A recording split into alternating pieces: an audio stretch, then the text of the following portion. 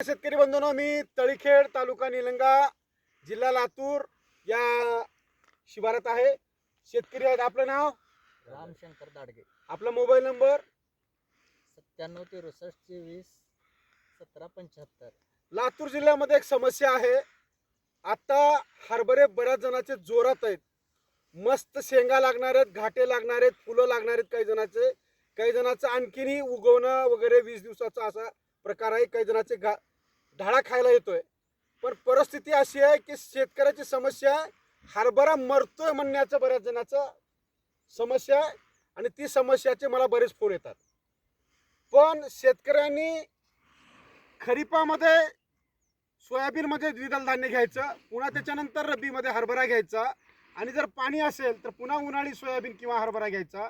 म्हणजे तिन्ही हंगामामध्ये द्विदल धान्य घेतल्यामुळं इथं जे बुरशी वाढते, जसं आपल्याकडे लातूर जिल्ह्यामध्ये सूर्यफूल हे कालबाह्य ठरलं, उडीद हे पीक कालबाह्य ठरलं, ते पीक पूर्ण नाबूस्त झालं, तसं आता सोयाबीन देखील संपतं का काय की गायब होतं का काय की अशी परिस्थिती आहे.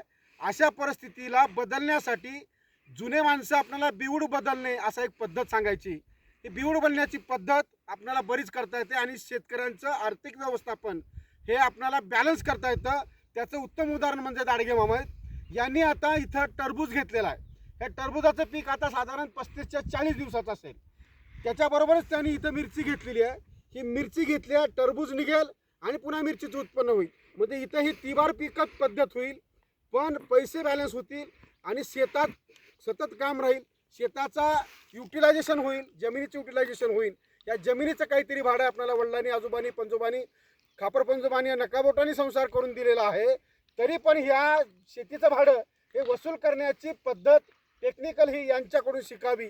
यांनी इथं थोडं दाखवा, मिरची घेतली आहे, आता हे टरबूज आहे. अशी पद्धत जर केली तर शेतीला परवडू शकते.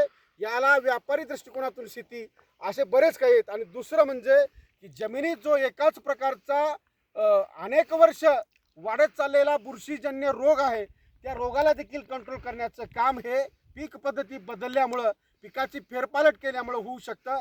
एक उदाहरण आहे. याच्यासाठी हा व्हिडिओ आहे. धन्यवाद.